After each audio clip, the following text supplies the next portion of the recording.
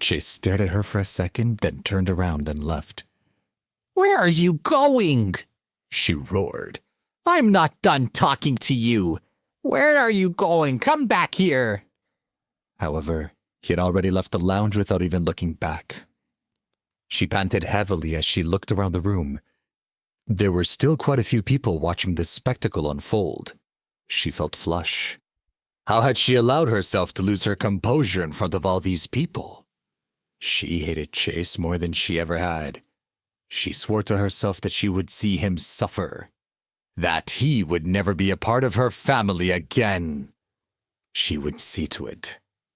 She brooded in silence for a few moments before she began to finally feel better. The venting had done her good.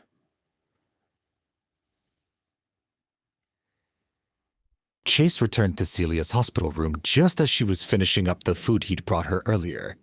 Seeing him walk in, she asked, "How did it go? Did you speak with your doctor?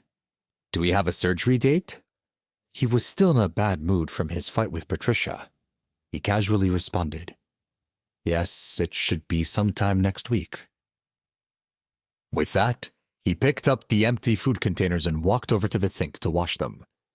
As Celia watched him, she wondered why he wasn't more excited. Perhaps he hadn't actually met with the doctor. He had never delivered on a promise before. Why would this be any different? Shaking her head, she took out her cell phone and hesitated for a long time before placing a call to someone she thought could help. Back at the luxury suites hotel, when Dennis had coerced her to drink too much wine and tried to take advantage of her, there had been a gentleman who'd come to rescue her. At the time, she had been too drunk and scared, and she couldn't remember what he looked or sounded like, only that he had saved her at the right time. When Celia thought about it, she pieced together that whoever he was, he must have been really powerful. She began to wonder if he might be able to help her find someone willing to help Dottie. For the past few days, she had been diligently searching for the mystery man's contact information. In the end, her efforts paid off as she obtained the number from a police officer who had taken her statement that day. She had held on to this number for several days, not wanting to place the call. She had hoped that either of the doctors that Chase or Chad had found could help. But before Chase had come into her room just now, Chad had messaged to say that there was a problem on Roland's side, and he wouldn't be able to keep the appointment. And Chase was unreliable. Now it seemed that there was no other way. She hesitated for a long time before finally pressing the button. With a beep, the call quickly connected. At the same time, a phone rang out from within her hospital room. She recognized the familiar ringtone as Chase's. She was stunned. She looked down at her phone in her hand and wondered if it was her who was calling. Very strange, she thought. Was it a coincidence? Or was Chase the mystery man who rescued her from the luxury suites hotel? He had his back to her while he washed the dishes. He looked at his phone and saw Celia's number on the caller ID. He quickly dried his hand and left the room. Suddenly, Celia's line sounded out a busy signal. Shortly thereafter, she heard Chase answer his cell phone. She sighed. It was just a coincidence. She laughed at herself with a smile. To think she had almost believed that the man who rescued her from Dennis was actually her husband. It was truly laughable. The man had almost single-handedly ruined Dennis's reputation. As if he could ever wield such power. With a smile, she slowly lowered herself back into bed, putting it out of her mind. In the hallway, Chase also let out a sigh of relief. That had been too close. Sealing Celia's number on caller ID had caused his stomach to drop. How had she gotten the number to his second line? The one that only Tim and Chuck knew about? It was meant for private business only. If she found out about it, his true identity would surely be exposed. He was lucky he'd glanced at the ID before answering. He sighed and put his phone back in his pocket and then returned to Celia's room. "What's wrong?" she asked. "Oh, nothing," Chase pretended.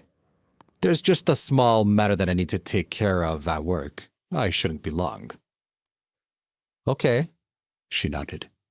Do what you need to do. Chad can take care of things here. It shouldn't be a problem. His expression soured, but before he could say anything, Celia quickly apologized. I'm sorry, Chase. I didn't mean it that way. I just meant that if you have to go, it's okay. I'll be fine here, so there's no need to worry about me. He didn't reply. The thought of Chad taking care of his wife pained him. Did Celia believe that Chad could take better care of her? With a sad smile, he did his best to swallow all the bitterness in his heart. Perhaps his behavior at City Grill really had been the last straw. Celia watched as he sunk further into himself. Chase, please. It's been hard lately. Don't take what I've said to heart. Things have just been... She trailed off. It's okay. I understand. How could he be angry at her? Chase walked over to her and sat on the side of the bed. He gently rubbed her back. Everything will be fine. I will do everything in my power to set the date of the surgery. Thank you, was all she could say. Chase understood some of what she was feeling and thought it was best to drop the matter. He gave her arm a quick squeeze and left the room. However, what he didn't expect was that the moment he stepped into the hallway, Patricia would be waiting for him.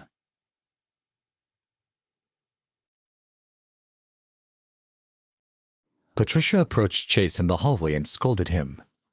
How dare you leave in the middle of our conversation? You're already on thin ice. What could be so important? Chase sighed. He hadn't expected her to follow him back to Celia's room. He moved down the hallway so as to not bother Celia and began to apologize. I'm sorry, Patricia. I was in a hurry just moments ago and I realized I may have spoken rudely to you. I'd like to apologize now. Oh, so now you want to apologize? She was displeased. It was too little too late. Why now? Let me tell you something, Chase. This ends here. Today. I'm not dealing with you any longer. When are you going to sign the divorce papers? Divorce? Yeah, right, he thought. There was no way he was going to sign those papers. He was royally annoyed. It seemed that in her eyes he could do nothing right. All he was good for, apparently, was signing divorce papers. I already told you, he said calmly. I won't divorce Celia. Why do you keep bringing this up? You're not the only one in that relationship, Chase. Think about Celia. She pointed at him and said, How long are you going to take advantage of our daughter?